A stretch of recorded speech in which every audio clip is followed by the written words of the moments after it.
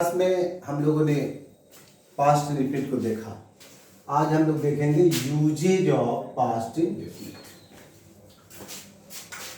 It is used to indicate an action completed in a given or fixed time in the past.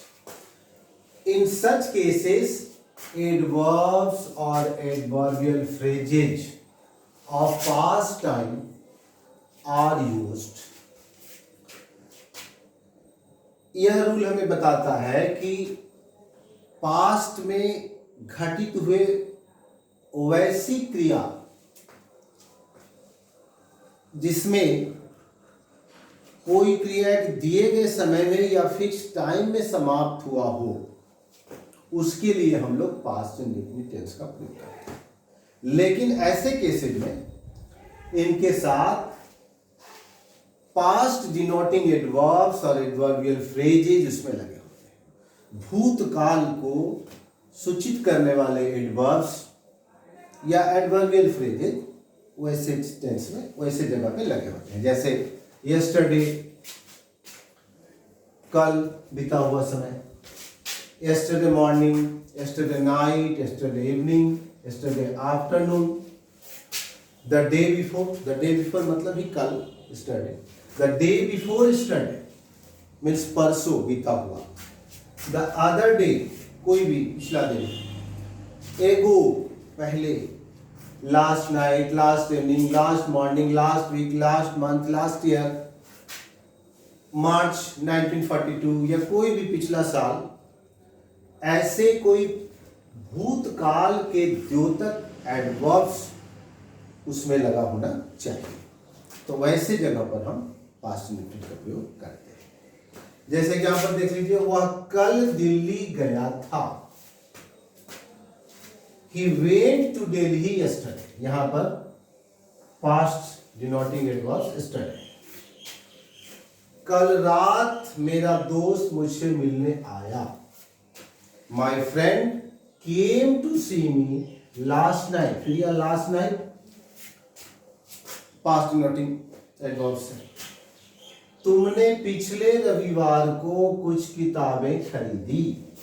You bought some books on Sunday last. तो ये Sunday last past denoting adverbs है। वैसे भूतकालीन कार्य जो एक दिए गए समय में समाप्त हुआ हो, उसके लिए हम पास्ट इंडेफिनिट का प्रयोग करते हैं। लेकिन इसमें पास्ट सूचक इन एडवर्ब्स में से कोई न कोई एक का प्रयोग अवश्य हुआ। Number 2, sometimes this tense is used without past denoting adverbs.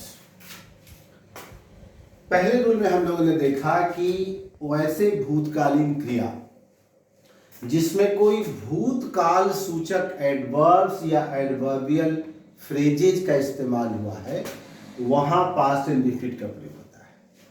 अब ये बताता है कि कभी कभी बिना पास्ट डिनोटिंग एडवर्ब्स का भी इसका इस्तेमाल हो सकता है। तो इस केसेस में, इन सच केसेस द टाइम में बी आइदर इंप्लाइड और इंडिकेटेड बाय द कंटेक्स्ट। ऐसे केस में क्या होता है कि या तो वो टाइम इंप्लाइड है, छुपा हुआ है, या कंटेक्स्ट से वो पता चल जाता है, इंडिकेट हो जाता है कि ये पास्ट की घटना है। अब जैसे मैंने अंग्रेजी पटना में सीखी, लेकिन कब सीखी ये इंप्लाइड है, यहां भी पास्ट इंडेफिनिट यूज होगा। I learned English in Patna. दूसरे एग्जांपल में देखिए, मैं अच्छी तरह से नहीं सोया। अच्छी तरह से नहीं सोया, ये साफ इससे झलक रहा है कि पिछले रात मैं अच्छी तरह से नहीं सो पाया, लास्ट नाइट। तो ऐसे केसेस में या तो वो इंप्लाइड होगा या कंटेक्स्ट में दिखेगा कि वो वहां पास्ट का घटना है और पास्ट का कोई एडवर्ब इसमें लग सकता था। Number 3, it is used to show past habits. भूतकालीन आदत को दिखाने के लिए भी हम लोग पास्ट इंडेफिनिट का प्रयोग करते हैं। जैसे वह रविवार को जाता था, उसकी आदत थी कि रविवार को ही कहीं जाता था, बाजार जाता था, गांव जाता था। तो he went on Sundays, past में भूतकालीन आदत को दर्शा रहा है। बचपन में मैं क्रिकेट खेला करता था, बचपन की मेरी आदत थी कि मैं क्रिकेट खेला करता था। तो in my childhood I played cricket.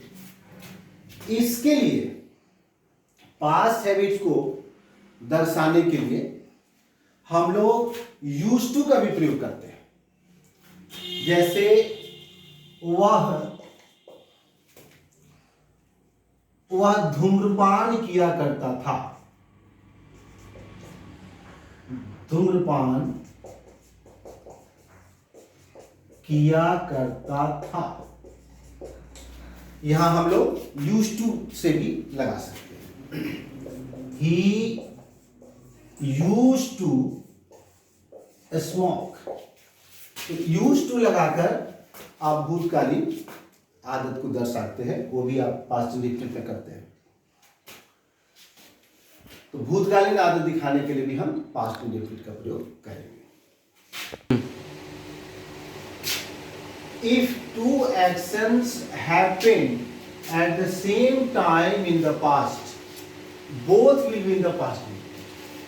यदि भूतकाल में दो क्रिया एक ही साथ घटित हो तो दोनों के दोनों पास्ट इंडेफिनिट में होगा। जैसे जब वे लोग खेलते थे हम लोग अध्ययन करते थे, जिस समय वो खेला हम लोग ने अध्ययन किया, same time.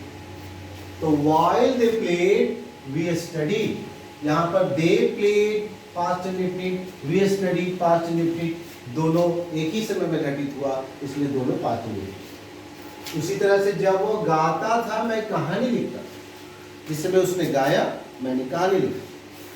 When he sang past indefinite, I wrote a story past indefinite. Both will be in past indefinite. When reporting verb is in past tense and reported speech is in present indefinite, it is changed into past indefinite. Direct speech में inverted comma के जो बाहर है ये है reporting भाग, और inverted comma के अंदर ये पूरा कहलाता है रिपोर्टेड स्पीच। तो जब रिपोर्टिंग भाग डायरेक्ट स्पीच में ये पास्ट टेंस में हो और ये हो प्रेजेंट इंडेफिनिट, तो जब इनडायरेक्ट करते हैं हम लोग इसको तो ये बदल के हो जाता है पास्ट इंडेफिनिट पे, या वांट हो गया वांटेड। लेकिन यूनिवर्सल ट्रूथ के सेंस में ये नहीं बदलता है। जैसे आप देखिए, he said the sun rises in the east, उसने कहा सूर्य पूरब में उगता है। यहाँ प्रेजेंट इंडेफिनिट है, sun rise in the east, और यहाँ पास्ट टेंस है। जब इनडायरेक्ट हम लोग करेंगे तो ये सन राइजेज ही रह जाएगा, इसको सन रोज नहीं करेंगे, क्योंकि ये यूनिवर्सल ट्रूथ है, सूर्य हमेशा पूरब में ही उगता है, वो पश्चिम में नहीं उगेगा। तो वो नहीं बदलने वाला हमेशा जो सत्य रहता है उसको यूनिवर्सल ट्रूथ करेंगे। और यूनिवर्सल ट्रूथ के समय में हम लोग इसका टेंस चेंज नहीं करेंगे, इसको सीधे बना देंगे he said that the sun rises in the east.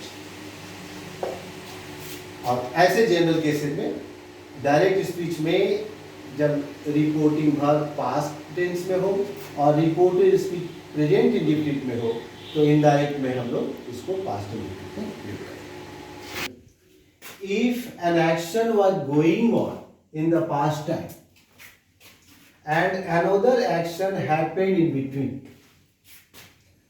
the first will be in present continuous and another will be in past indefinite। यदि एक क्रिया भूतकाल में पहले से जारी थी और उसी के मध्य में उसी के दौरान कोई दूसरी घटना उसमें घटित होती है तो पहले जो जारी थी उसके लिए हम पास्ट कंटिन्यूअस का प्रयोग करेंगे, और जो बाद में आया, बीच में जो शामिल हो गया, उसके लिए हम लोग पास्ट इंडेफिनिट टेंस का प्रयोग करेंगे। जैसे देखिए, जब मैं कहानी लिख रहा था सुधीर जी आए, मतलब पहले से कंटिन्यू थी कहानी लिखना, तो ये पास्ट कंटिन्यूअस का रहेगा। When I was writing a story Sudhir ji arrived, ये पास्ट इंडेफिनिट। उसी तरह से वह खाना बना रही थी तभी उसके पति आए, पहले से वो खाना बना रही थी और बीच में उनके पति आ गए, तो पहले से जो हो रहा था शी वाज कुकिंग फूड, ये पास्ट कंटिन्यूअस में। व्हेन हर हस्बैंड केम, ये हो गया पास्ट इंडेफिनिट। आगे में देखिए, when two actions happened one by one in past time, जब भूतकाल में दो क्रिया एक एक करके घटित हो, एक पहले घटित हो जाए तब दूसरा। इसमें था कि एक चल रहा था और दूसरा उसमें बीच में हो गया, इसमें ये नहीं है, दोनों ही समाप्त हो गया, लेकिन एक पहले और दूसरा बाद में। तो जो कार्य पहले समाप्त होता है, the action that happened before is called a previous action, इसको हम लोग कहते हैं previous action. And the second action, जो बाद में हुआ दूसरे नंबर पर, is called a subsequent action, उसको सबसीक्वेंट एक्शन कहते हैं। तो प्रीवियस एक्शन, जो क्रिया जो पहले घटित हुआ, उसके लिए हम लोग पास्ट परफेक्ट टेंस का इस्तेमाल करेंगे, had plus V3।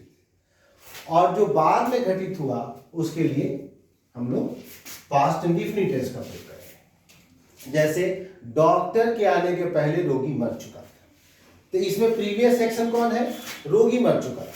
The patient died, the patient had died, ये पहले हो गया, ये हो गया प्रीवियस एक्शन। तो प्रीवियस एक्शन के लिए past perfect, subject had V3, और जो बाद में हुआ वो subsequent action, the doctor came, doctor बाद में आए, तो ये है सबसीक्वेंट एक्शन। तो ऐसे क्रिया में प्रीवियस एक्शन के लिए जो पहले घटित होगा उसके लिए पास्ट परफेक्ट, और बाद वाले के लिए हम लोग प्रेजेंट इंडेफिनिट का प्रयोग करते हैं। तो ये है प्रेजेंट इंडेफिनिट की, पास्ट इंडेफिनिट का कुछ प्रमुख जगह जहां जहां की पास्ट इंडेफिनिट का इस्तेमाल करते हैं। इसे बढ़िया से आप लोग लर्न करें और इसे संबंधित एक्सरसाइजेज आप करें। इसके बाद हम लोग अगले क्लास में पास्ट कंटिन्यूअस